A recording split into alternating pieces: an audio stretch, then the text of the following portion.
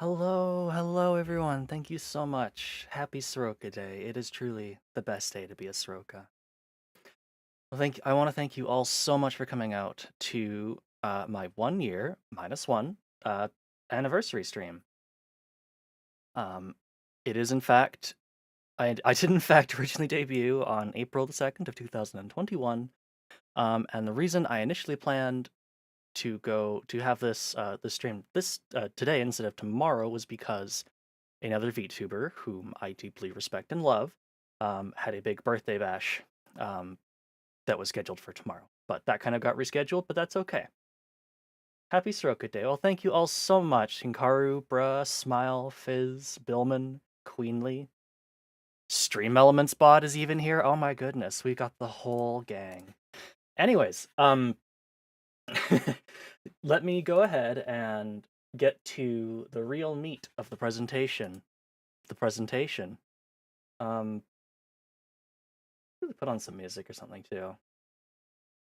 I did not think this part through.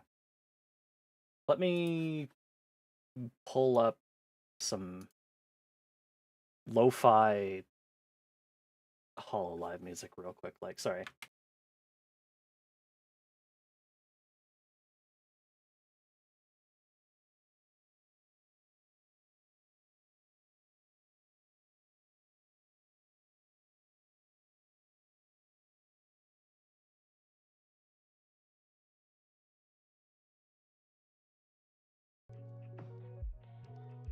Music to enjoy power boots. Most people use it for, honestly. Hip hop beats the burp too. The best one that I have seen so far personally is it just has to absolutely be two VTubers I know having like swapped names and profile pictures on Twitch or on Twitter, and one of them actually went so far as to change out their entire layout and their model on Twitch to be the other person, and I thought that was okay. That's pretty good. So let me just go ahead and get the window capture that I need. Please do not capture that one. Capture that one. And go ahead, put that there.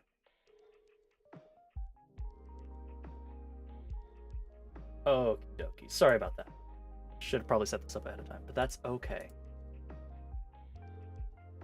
All right, let's get to it.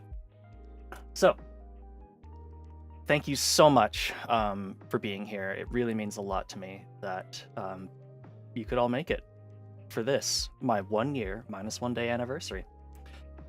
So, let's get to it. What am I going to talk about today? I am going to talk about a little bit about me. I'm going to talk about the model design, specifically, of course, my model, what I learned over this year of streaming, some goals for the future. I have an announcement to make, and then at the very end, we'll take some time for questions. So, time to learn a little bit about your favorite magpie. So, obviously, my name is Soroka. You hopefully knew that already. Species, I'm specifically a black-billed magpie. There are many kinds of magpies, and I actually didn't know that until I started designing Soroka. Like I was legitimately kind of surprised. Like, holy shit, magpies come in all kinds of colors. But I wanted to go with the ones that I was familiar with, so I'm a black-billed magpie. Age, I'm old. I'm over 25, and that still feels weird to think about sometimes. Anyways, my pronouns are she, her, or they, them. So have fun with that. Languages, I speak English, obviously, and I also speak French, but because I don't speak it on a daily basis, it's kind of atrophied. I can still understand for the most part, but my vocabulary is like, I don't know what that means, and I have to look it up. Ancient Dust, Soroka, like me. I know. We're all dust here together. And my favorite color, which, you know, does not come as a surprise to probably anyone, is blue. So, same reason. yeah, like it's something I learned in school, but like I don't really have a reason to use it in my day-to-day life. So I don't speak a lot of French. So let's go over some likes and dislikes. So I love curry. Specifically Indian curry. Japanese curry is okay. I don't really care for the taste. I'm getting to 25 and you said 25 plus is old. I'm sorry, Hikaru, but it's true. I don't like seafood. I don't really get a lot of good stuff around here, so like I've really never. I don't feel like I've ever really had good stuff, and so also it just kind of weirds me out. My favorite genres of games, I think, are action, first-person shooter, survival RPG games. You don't like seafood? I'm leaving it on subbing. I can't believe this. Oh no. Oh no. I've been canceled on stream. I've canceled myself. I don't really like RTS games, but the reason is because I do not have the brain capacity to keep track. I cannot do macro at all. I forget just basically everything. There is when like I'll place these units here and then I'll forget they're there, and then like the next thing they're dead, and I'm just like, oh yeah. So I cannot keep track of things for RTS games, and I don't like them. I love cool knickknacks. It's fun. I have like a bunch of like little bells and other like random bits of garbage that I've collected over the years. But I hate cleaning it up because, I love learning, but I hate studying. How that works is a method left best to you. I love walking. I hate the cold, which is very unfortunate because it always gets very cold around here. And I love improv, which, makes sense. And I've also done a bunch of improv on stream, like the Channel A stream that I did last week. So it's fun. It's fun to do that. Was a fun RTS. Was that actually an RTS? I did not realize it. You'll take all your cold? Good, thank you, Fizz. My favorite games. So, this is a list of my favorite games. Dragon's Dogma, Final Fantasy XIV, Outward, which we'll talk about a little bit later because it's kind of played like a big role in like, oh yeah, I can use that for my model.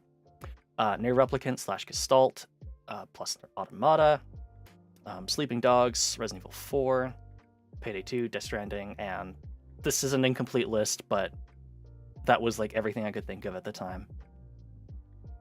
Oh, Chinese are you thriving? Aw, thanks, Fizz. But you're a bird. Look, sometimes you gotta give the wings a rest. And that's okay. So, with that out of the way, let's talk a bit about model design. Specifically, my model design. So first you might be asking, why did I decide to be a magpie?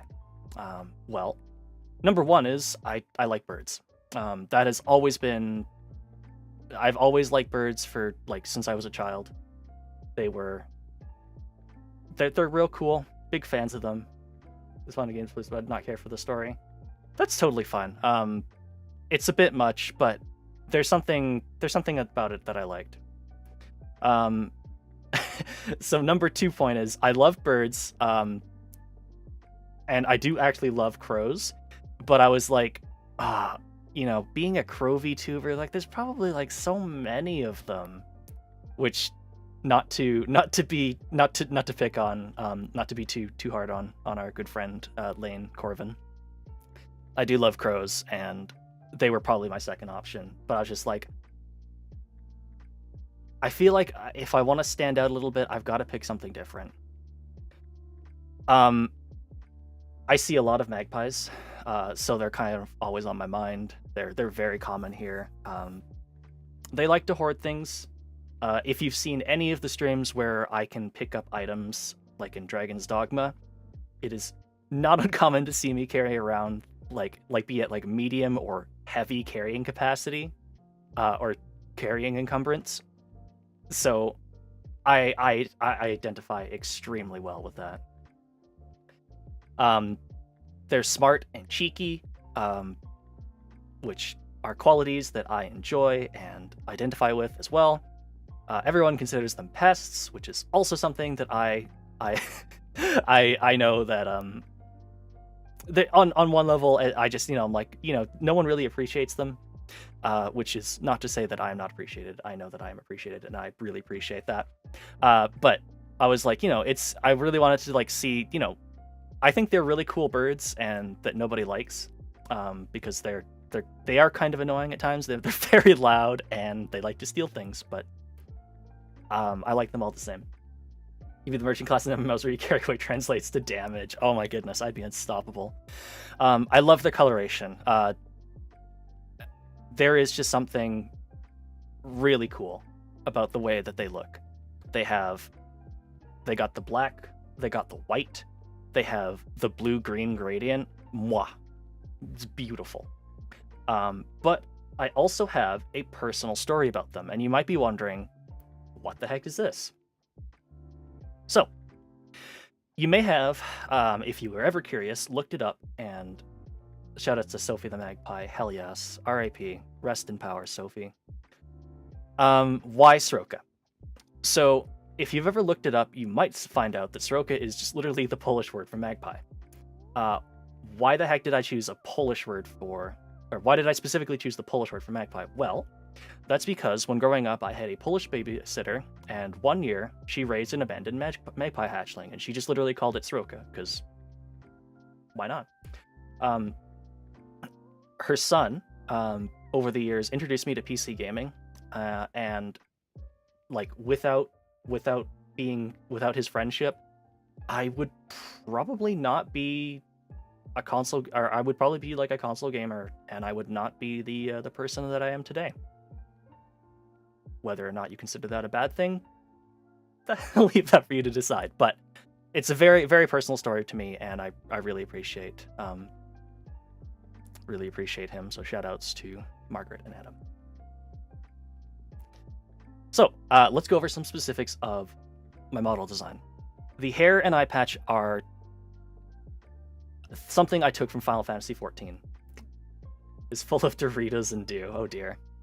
I do love Doritos. I don't really care for dew. Hair and eye patch are from Final Fantasy XIV. So whenever the specific hairstyle that you see on the right-hand side came out, I think a year and 2 years ago, and I was like, okay, I really like this hairstyle, but okay, no, we're back, sorry. But what if I put an eye patch under it? And so I did on my character, and I'm like, oh, this is perfect. This is like literally the perfect hairstyle. So I filed that back in the back of my mind, and I'm like, I'm gonna use this on something one day. I don't know what, but I am, and that's why today my hair looks like that. The hair clip, fun fact, has non-magpie eggs on it. Magpie eggs are like kind of like white marble-ish things. They look kind of neat. These look more like robin eggs, and whether you think that I stole eggs or I just took someone's egg design, who knows? Yeah, I patched Elden Ring character too. I did not actually. I don't know if I've even found an eye. Oh no, you can just put eye patches on things. I did not though. Egg thief. It's me, the egg thief. The eye patch has a bird on it. So you've probably literally never seen this because my hair is always in the way, and I don't even think you can move my hair out of the way. Adopted robin eggs. Yeah, you know what? I like the sound of that. That's a way of put it. So this is actually what my eye patch looks like, and there's a little design of a bird on it.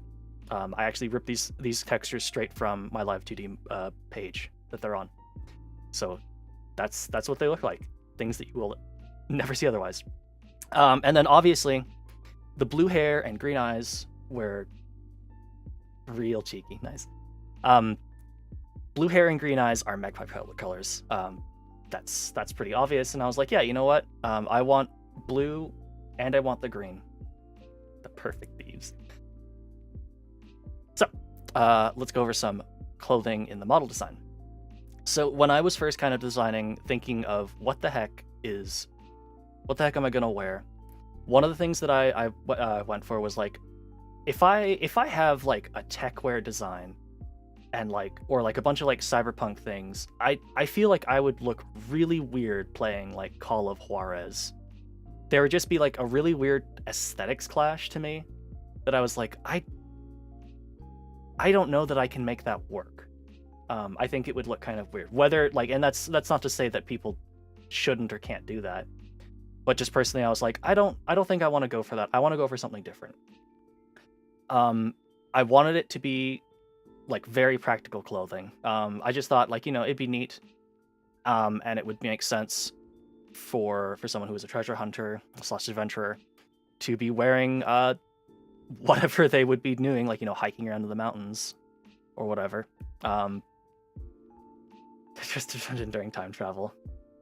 Yeah, I think like it was kind of one of those things where I wanted the clothing to look kind of, you can kind of justify it for like a long period, basically starting in like the late 1800s, and then you can justify wearing it now. So I was like, you know what, that's going to give you the most flexibility. I want it to be practical. I just, it was like, cool coat, cool fun. The benefit of wearing a bulky jacket is that it basically conceals, it basically kind of like limits the confusion of what my gender is. Like wearing a bulky jacket, you can't really tell, and that was kind of important for me, especially starting out, just to be like, there is no way I feel confident enough showing like any kind of features one way or the other. What's in the hip holster? A gun. What gun? I never really decided. The reference picture is from a Tokarev holster, but Tokarevs are complete garbage pistols, so probably not that. But again, yeah, like easy to decipher their profession. Like, there's just a lot of stuff where I'm just like, you think of adventurer, you hear that Stroke is an adventurer, and you look at them and like, okay, yeah, I can believe that. That's pretty easy to tell. The gun that shot gender. Finally. Why do I carry around a huge backpack? So one of the reasons was it's unique. You don't. It's not really something that you see a lot of VTuber models have, because who the hell is going to carry around a backpack all day? So in some ways, I was like, you know what? That's a cool, unique feature that I can put on my model that is going to really help, push some of my uniqueness out. And also it shows off the fact that I literally never throw anything out. Aw, thanks, Viz. And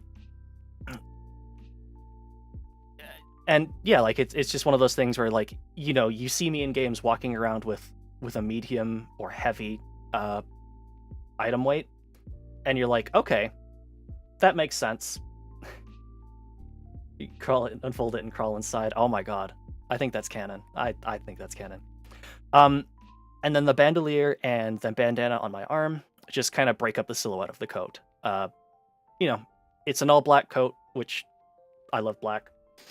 But I did want to kind of break up the silhouette of the model so that it's not just literally a very black coat.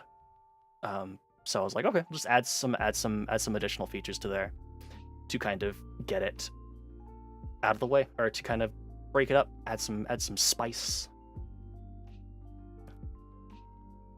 So, first Groundry wants to hoard the loot. So, look, Billman, you can't call me out like this. You can't call me out that I never sell anything. You can't do this to me. Oh my goodness. Okay, so one thing you probably don't really ever see, because I don't really show you my full model a lot, which I will today, because I really don't do that very often. I don't really have a reason to. I have green nail polish on my hands because I wanted more green on my character. rush job covering or something. Yeah, basically. Hand wraps for climbing, and because gloves would be too much, like I wanted something on the hands because I didn't want to just leave them bare, but I didn't want to go all the way and get gloves, just because I thought like, that's a bit much. So I kind of was like, what can I have on the hands that, breaks it up, but also like makes sense, like what you would have on your hands in order to go climbing around in the mountains or something. So I was like, okay, hand wraps, that works just fine. My boots are literally just, like I was like, when I saw the Rebel boots in Final Fantasy XIV and I made them, I'm like, okay, these are the best boots ever. I love these boots. So I kind of basically stole them from my model. They're basically the same model from, they look very similar to the ones from 14, but I did add something special, which I did ask to add something special, which is little spikes on the bottom to resemble bird talons. I was like, well, I want to add a little kind of more bird-like features, and what's a way to do that? How about your boots have little things on them for traction? Makes sense. So, how long does it take to take off the boots? Depends on how tightly I lace them. So, reference sheet and model design. So this is going through like all of the reference pictures and all of the description. Hikaru came up with the reference sheet you see on the left. She did an absolutely fantastic job. And then that is what I went to and sent off to the modeler, Xiaosheng, who produced the model that you know and love. And this is basically a full render of it. So I think it came out pretty well. And kudos to Hikaru for designing the model, and then also for being there for me to just ask, like, hey Hikaru, can I pay you some money to like draw this funny thing for my thumbnail? Thanks.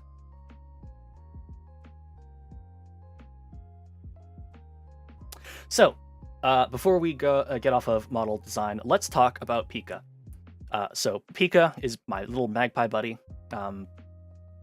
I literally went to Hikaru and I was like, okay, now that I have a VTuber model, I feel like I'm gonna need a mascot like, say, Hololive Ian does.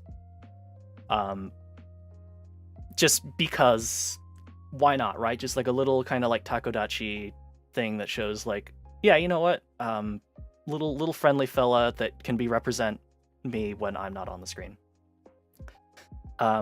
So basically it is entirely a mascot designed to be shaped as round and friendly as possible, and literally exists to just kind of be a little way to market myself. Pika enjoys being throwable. Yeah, as long as you don't throw him into something, probably just toss him up into the air. Probably has some fun. And the orb became Pika. Yeah. So, again, like, absolutely stellar job there, Hikaru.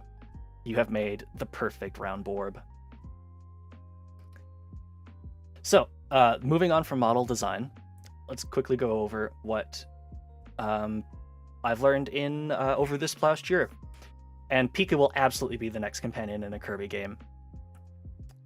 God, make an absolutely stellar companion in a Kirby game. So, let's go over some of the stuff that I learned this year.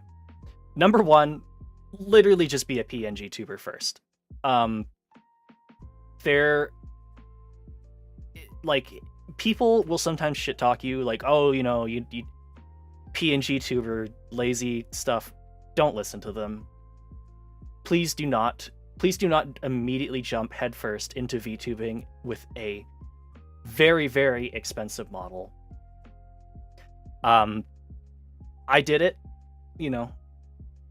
and it worked for me because I had been streaming on and off for a while before doing this. So I wasn't like completely unfamiliar with it, and I could handle a lot of that stuff. But holy moly, do not do what I did, which was immediately jump in with a live 2D model. Come in, get to know the community, hang about, see what's going on, get some feedback, do that stuff, see if you like it. Do not immediately order yourself a live 2D model. It worked out for me. It won't work out for everybody, and considering how expensive it is to get like an actual professional grade live 2D model, man, that you do that. I know literally nothing about OBS. Oh no.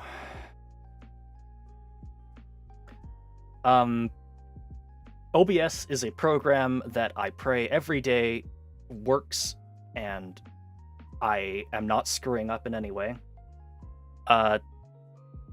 Every day I find out something new about OBS that I did not know before, because there's one day I found out audio tracks, except I didn't actually stream audio to the stream because I was like messing around with audio tracks, so like beginning minutes of one of my streams were muted.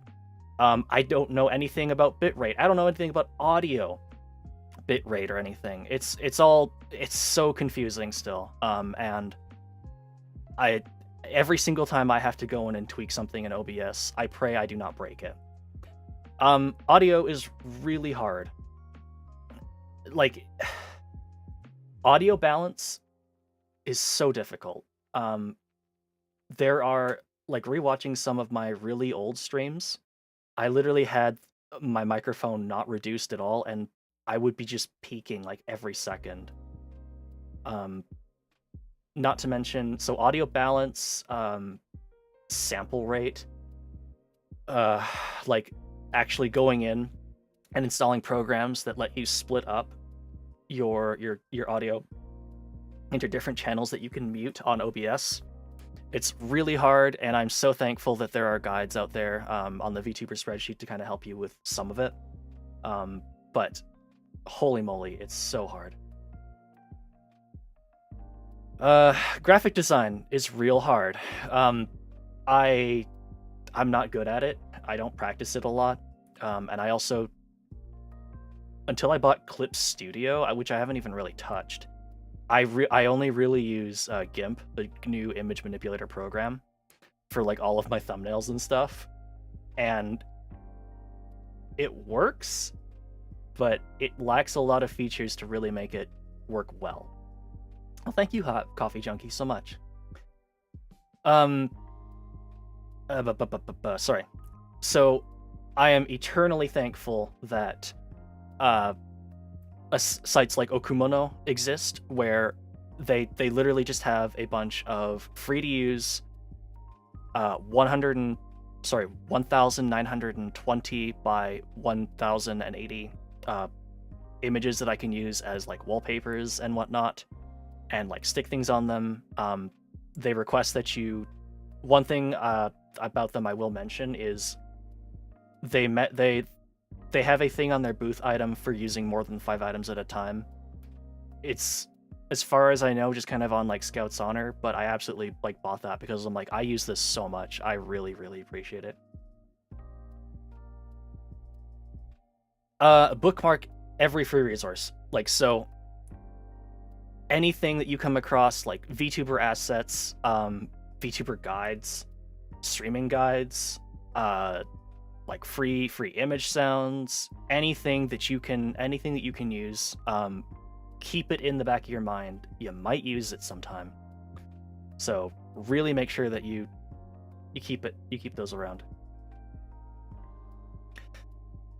Making separate accounts for things works well. So there, what I actually did was, the one thing I'm thinking of specifically that worked decently well, that I kind of didn't expect it to, was I made another Steam account, and what I did was I authorized in family sharing things to work with my own personal account. I can share games between that and Stroka, and that works for 99% of the games, except there's like a couple multiplayer games that don't want you doing that because then you could avoid bans, so which is understandable. But for things like Dragon's Dogma and stuff, like I don't have to buy the game again or like change my username and go offline and all that stuff. It just works. It's so good.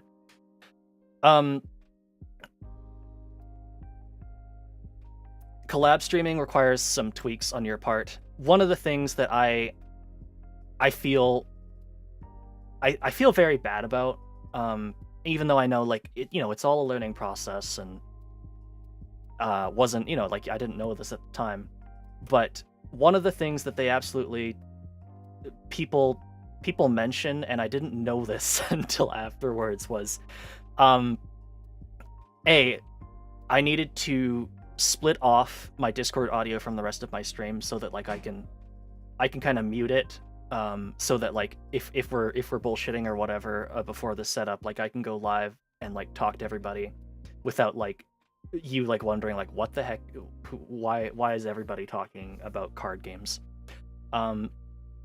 Beyond that, it just really, really helps, I learned, and I feel this very strongly, to be using push to talk in Discord when you are collab streaming, so that you can talk to your chat or like thank somebody for a raid or something without requiring everybody else who is also collabing with you to hear it. Beyond that, like just things like having to learn quickly how like Fugies work, the Discord reactives. Just kind of things, and take it easy, and always be open and honest about your collab with your collab partners. Like, if something's not working, let them know. Networking is hard but rewarding. So it's, like obviously getting to know people, growing, that's hard regardless of whether you're VTubing or you're just living life.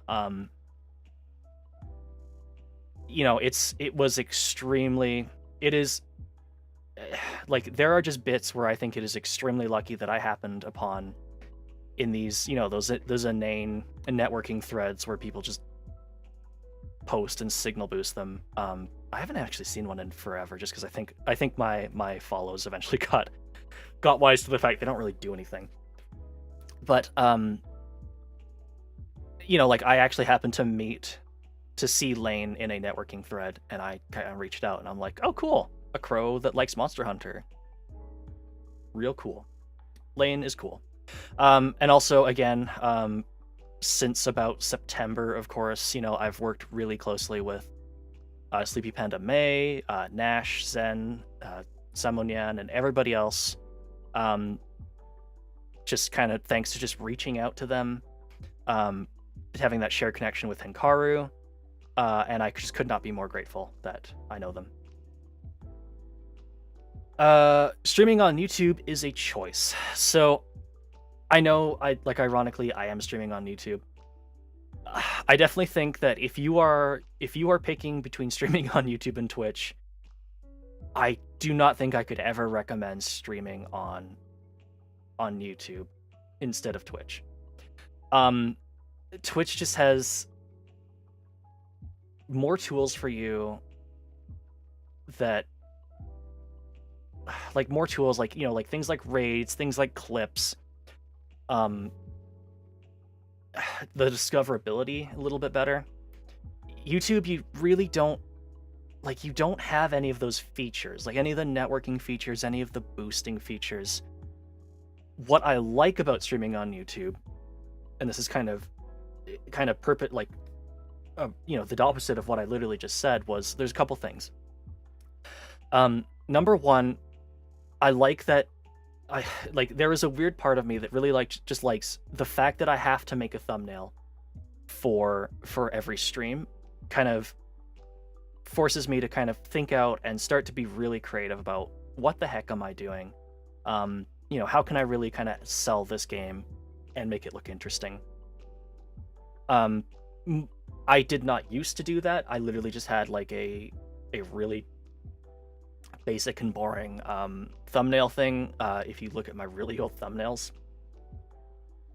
And the other thing too is there are times that I just kind of really want to be playing a game, and I kind of don't want to have to, like, there are bits where I appreciate it, like and I will never not say like to raid me or follow me, but there are times on Twitch where just like because of the culture of like it has to aggressively pop up and say when people are rating you, when people are following you, where it takes us away from the game and makes it like a whole other thing. And sometimes I just wanna chill. But yeah, that is going to limit your growth. That is going to make everything just a lot more difficult for you to really kind of like find your audience. So at this point in time, unless like YouTube rolls out like a ton more features, there is not a lot of good reason to be streaming on YouTube. Store your VODs on Twitch. Like there's a really easy way to just export them straight from Twitch to YouTube. If you don't want to record them, but just like there's not a lot of reason to be streaming itself on YouTube.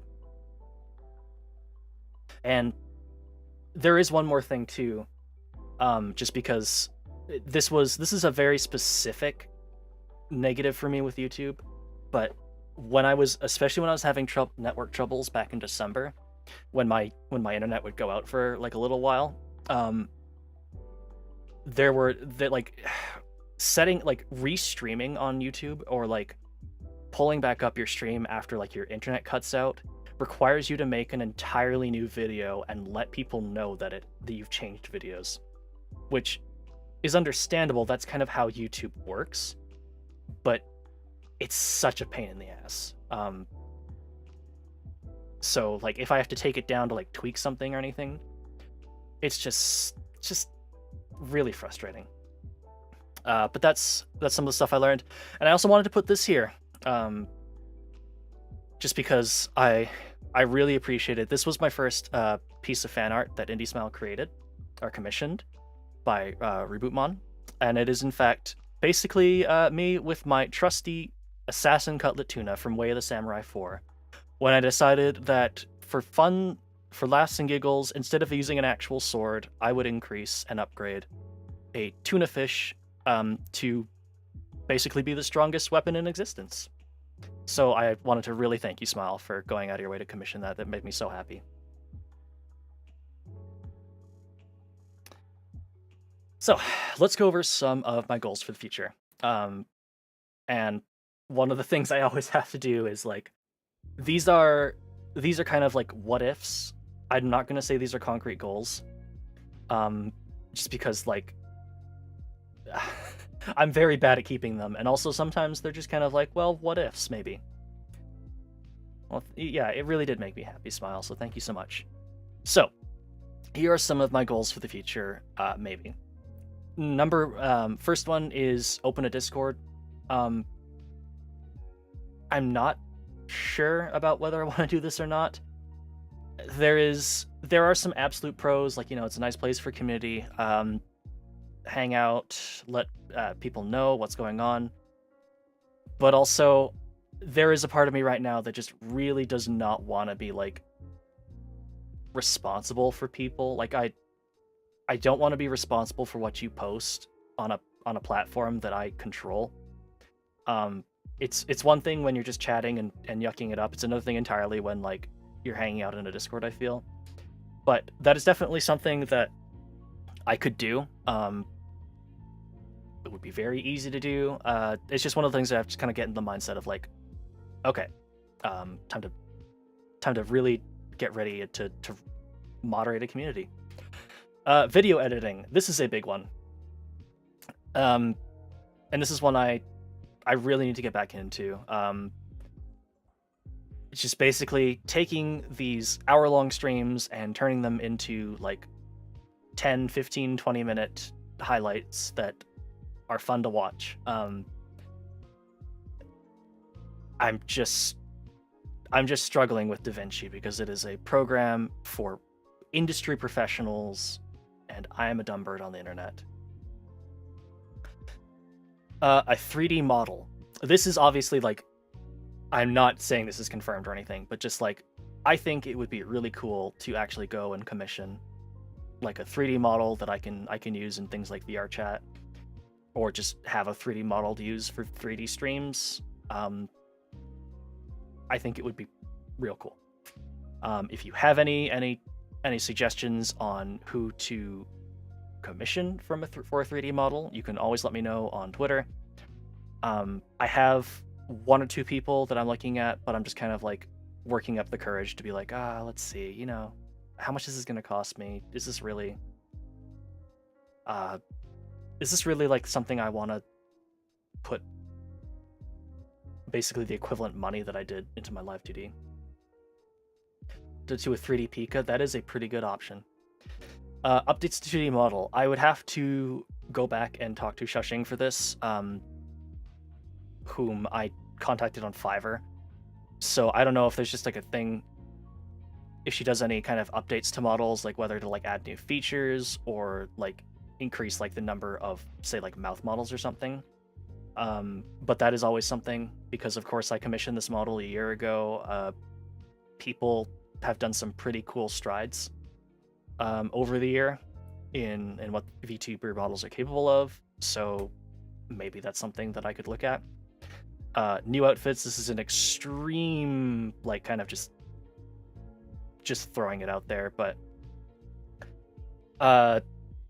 there are a lot of cool magpies. There are some really, like, almost kind of, I would consider, like, tropical looking magpies, like greens and oranges that look really cool. And I kind of want to see if I could make an outfit out of that. Whether or not I'd make it like a whole live 2D or 3D model, that I have no idea about. But I think it'd be a cool thought experiment at least. A lore visual novel. This is kind of like one of those things in the back of my mind where I was like, I could do this. I cannot promise it would actually be good, but I could actually do this. I was watching somebody kind of make in, I think, After Effects, like a fake visual novel. And I'm like, oh man, you know, making a, you know, like, that's really cool. And then I was like, wait, I know enough Python to kludge together like an actual RenP game. I could do that. So maybe look forward to that. Again, these were all just kind of huge maybes, but beyond that, in more kind of realistic goals, just kind of continuing to stream, work on little ways to make them make my streams better, work on things like thumbnail art. But I think it would be cool. I don't actually know that anybody's actually done an honest-to-God visual novel yet for their lore, so that would be cool. No one steal it. No one's watching. I know no one actually watches this, who is another larger VTuber than me, but no one steal this from me. It's my idea. Do not steal. Okay. Pop out of the stream to kill me. In true visual novel fashion, I will make it extremely easy to get, and extremely, like, you'll just pick like a random option, and then suddenly it cuts to the bad end because I jumped out of an alleyway and into your computer and killed you. So here is a fun, cool announcement for everybody that I think is pretty cool. I'm coming out with merch. These are Soroka t-shirts that you can buy off of Hinkaru's shop on Teespring. The shirt color is adjustable. I would recommend not picking a very dark blue. I ordered a test print at very dark blue, and there's no like outline around the image, so like it's kind of hard to see. And then of course the logo's on the back. That's the reason we actually I asked Hinkaru to open up a Teespring store, was specifically because I could put an image on the back too, and I wanted to put my logo. They're not time limited or anything. As long as the store stays up, you can buy them whenever. If you don't like Teespring, or you think there's a better store to do it on that can do a back and forth, an image on the back and the front, do let us know. Because we just kind of like looked at different shops, but if you're like, oh well, Teespring kind of doesn't give you a very good cut, or like their t-shirt quality, there's ones that do better t-shirt quality, like, let us know. They stole your outline away like these in the night. Ah, no.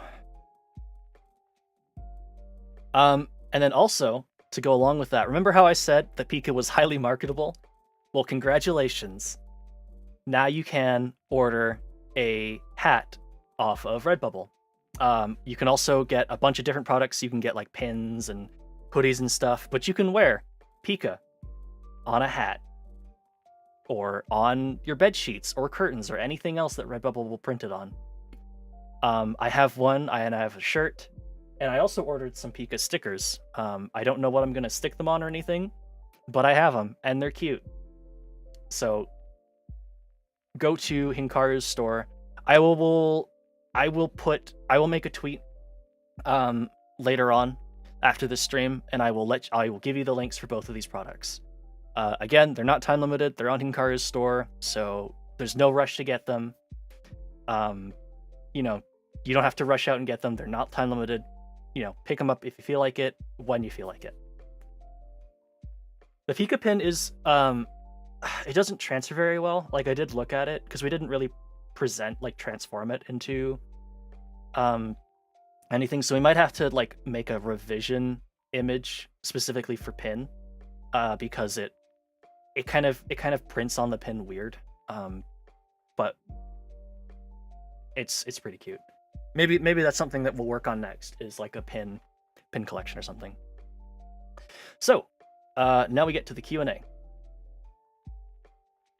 And yeah, they're all it's on Hinkaru's store, and so yeah, Hinkaru doesn't plan on deleting anything, so whenever you're ready for Soka merchandise in your life, that's when you can decide to top on that. So, do you have any ideas for a dream game? Physicist asks. And I think this comes down to, and I completely forgot to mention the part where, so there is a game that I played called Outward. I kind of briefly mentioned it, and I kind of meant to talk a little bit more about it in my model design, especially to do with the backpack, because a very big part of that game is that you have a carrying capacity on your armor, and you have a carrying capacity on the actual backpack that you have.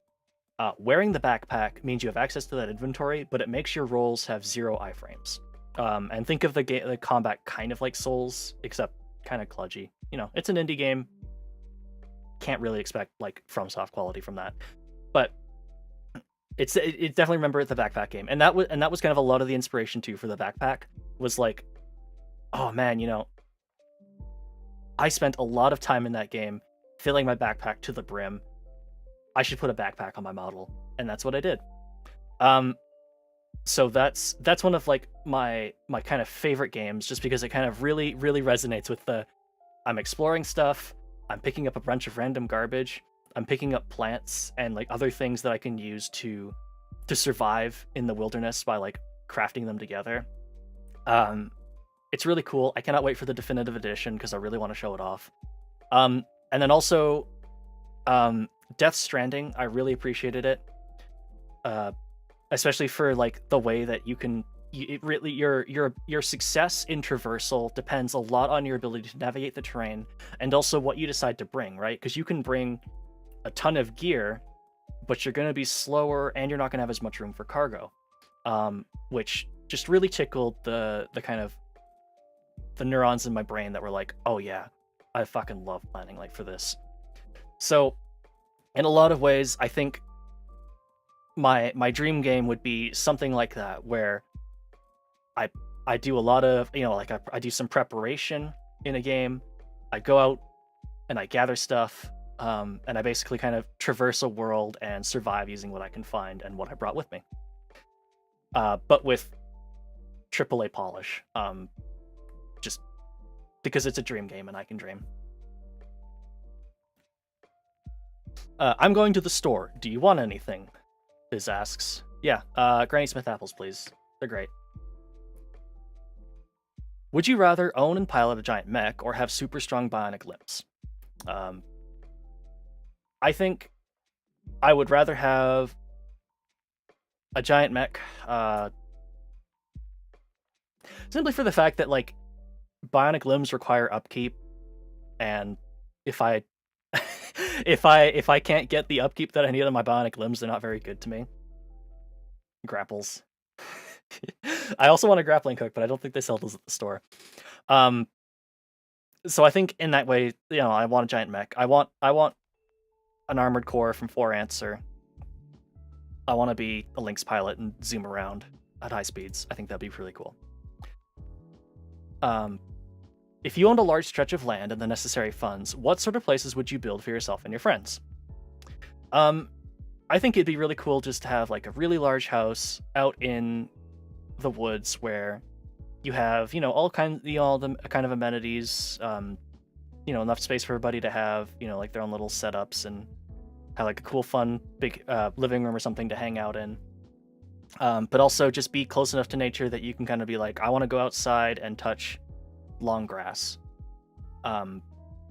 So I guess kind of my answer is basically just a big game mansion in the woods. Just the kind of nice place to relax that kind of has everything that you need, but the ability to kind of go out and enjoy nature without having to do a lot of traveling to it. If you could change something about yourself, what would it be? And I thought about this a lot, and I think the biggest thing for me is just my inability to stay motivated. I started work, I was like, I'm gonna learn video editing, and that was back in October, I think, after the first Jackbox stream that I did with people. Sorry,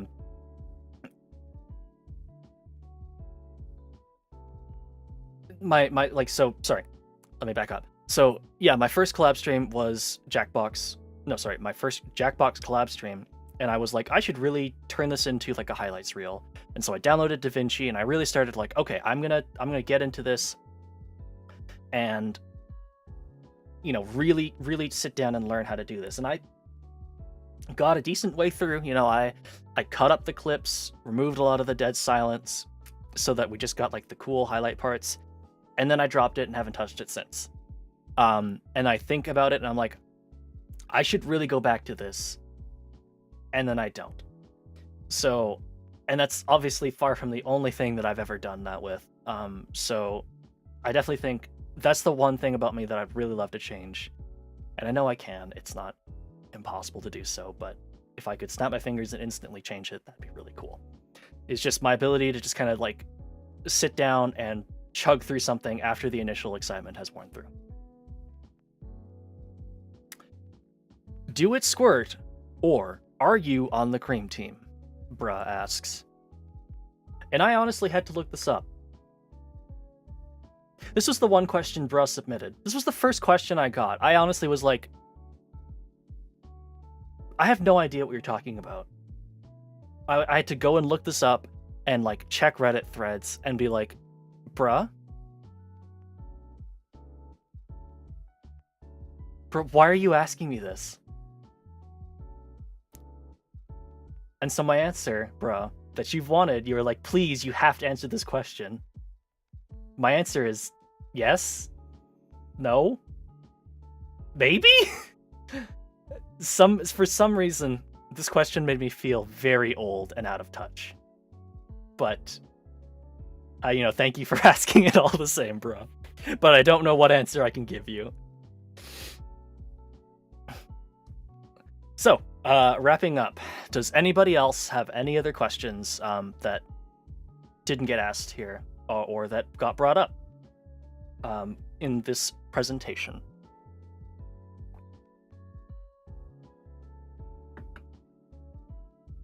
Because I want to thank, and I just want to thank you all while you're all typing up, you're all desperately typing up your questions that you want to ask me, is that it's been an amazing year, and I could not have done it without you. Whether or not you just came in and chatted, whether you just watched, whether you are Hikaru and you were like completely receptive to the fact that I would just suddenly like ask you like, hey Hikaru, do you mind drawing me this thing? Why don't you change about your design in hindsight? What would it be?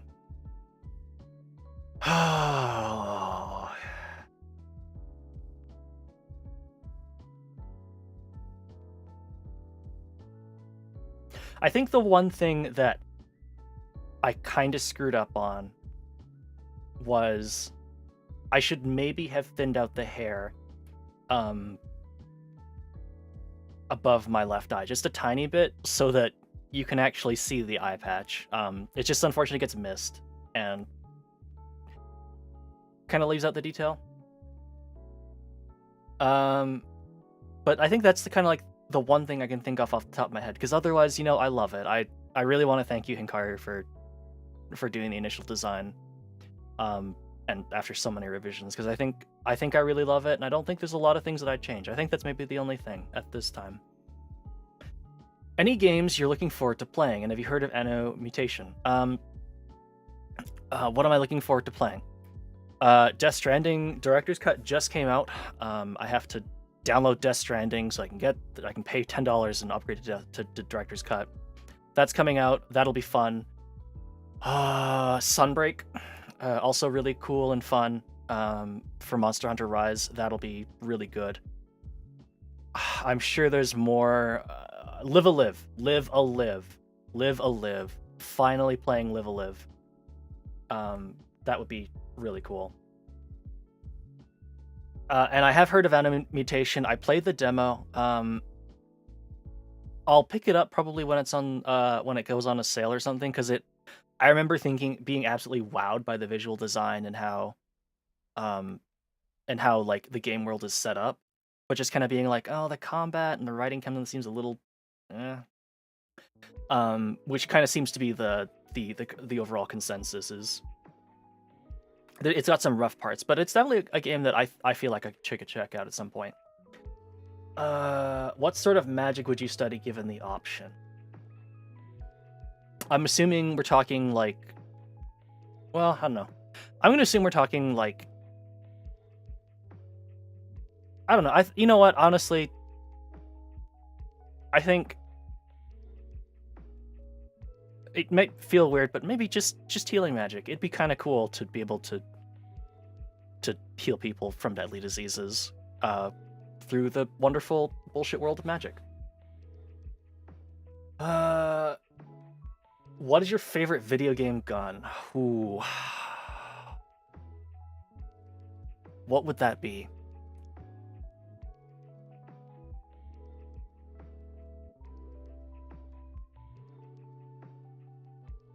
I'm gonna lay out some criteria for what I think like a really good video game gun is. Number one, the action has to feel nice and chunky.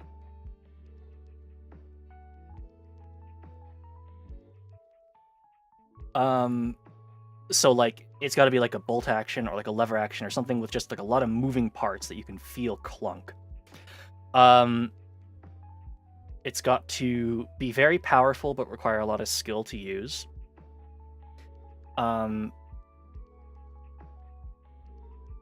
The one gun that kind of comes to mind to me for whatever reason was in Modern Warfare 2019. There's a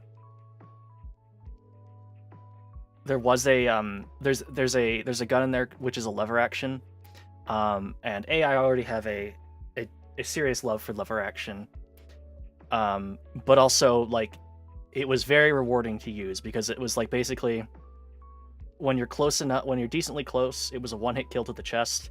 I think it headshot killed like kind of out to extreme distances. But of course, because of just how fast everything was in that game, and because like how fast automatic weapons were in that game, if you missed, you were dead. And so it was really, it was really fun and rewarding to use, and like I really felt skilled using it. But it was honestly like a challenge, and I could have just picked up an automatic gun, but there was like an honest reward to feeling it. It was really cool. The Little Devil in New Vegas. I don't actually know what that one is off the top of my head.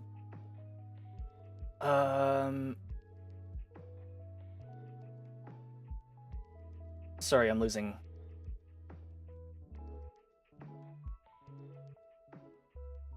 When are your followers, watchers allowed to fight you in video game?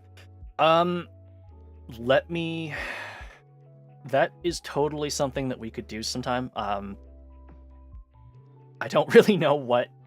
I'll have to think of what game I would want to do that in. But there's definitely lots of options, so I'll think about that. I guess my answer is whenever I pick a game, and I can set up a time for it.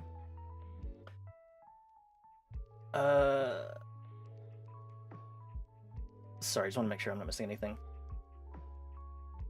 Like Space Manipulation Magic 2? Probably. Oh, that would probably also be really fun. They're both really good. Let's see if the rain is gone. And I think that was everything, unless there's any last questions that I'm missing. There's a handgun that I think uses a sword rifle and packs a punch. Nice. I remember really liking the look of that gun, which is like the Blade Runner gun, and I remember it used like 5.56 for some reason. The way it swung out was pretty cool, but also I think I honestly ended up using the lever action, the cowboy lever action, a lot just because it used a really common ammo but was like accurate and stuff. It's a cool gun. That gun, it is a really good gun.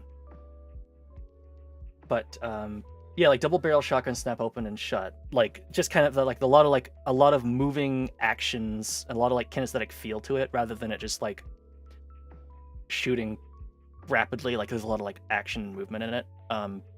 I think that definitely helps like sell like a gun being really powerful and cool.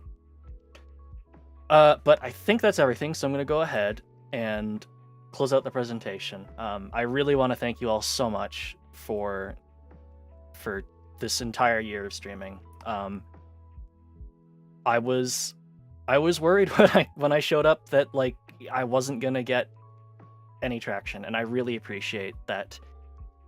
So, you know, and so many of you decided to take time out of your day every week to come and watch me. It really means a lot to me. Thank you again, Hikaru, you know, for all the art and all the support that you've given me. Thank you all. Thanks to every one of my VTuber friends who has shown up in collabs with me or just, you know, interact with me on Twitter. It's just been really great, and I really, really appreciate that you all support me. And I hope that I can find a way to repay you. Oh, so I don't have, well, actually I do have an announcement, so I'll pull that up real quick. There's not a lot to talk about, just because I'm doing something the rest of this week. But I'll quickly kind of give you the breakdown. Hi, Nash. Sorry, I think you just missed everything. If you just, I hope your Pokemon went okay. But yeah, Saturday and Sunday I don't have anything planned because I am going to install some parts into my computer. I'm putting in a slight upgrade to my CPU especially, and I'm going to put in more RAM, which should help a little bit with encoding overloaded and whatnot. Hopefully, oh man, that'd be so cool if I can stream Neon White when it comes out. But I'm gonna do that. I'm not promising any streams until I can get those in and make sure that everything works. Because I've never replaced a CPU before.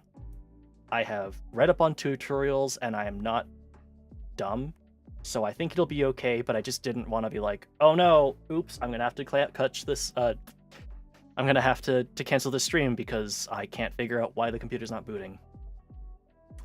But hi Nash, hi Devi, and it's totally cool, Nash. Like I know that you just came off from your own stream, so if you're ever curious, you can always just watch the VOD yourself. But I really do appreciate you and Devi coming to see me.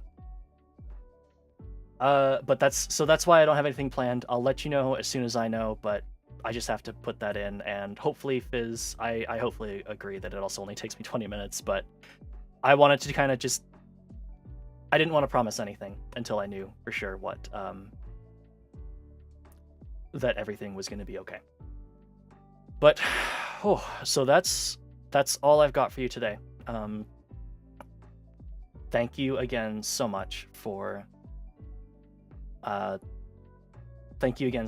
being here for my anniversary, and thank you so much for being here for the year. And I hope to see you, and I hope that we have some fun this year as well. And thanks so much, Devi. Thank you. Really do appreciate that. But I'm gonna go ahead and call it here, and I will hopefully see you tomorrow or Sunday.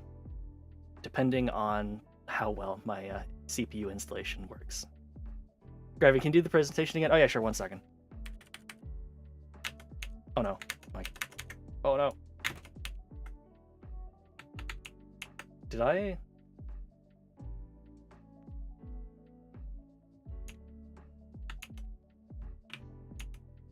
Oh, weird. Let me just go back and we'll go back to the start of this. But no, anyways.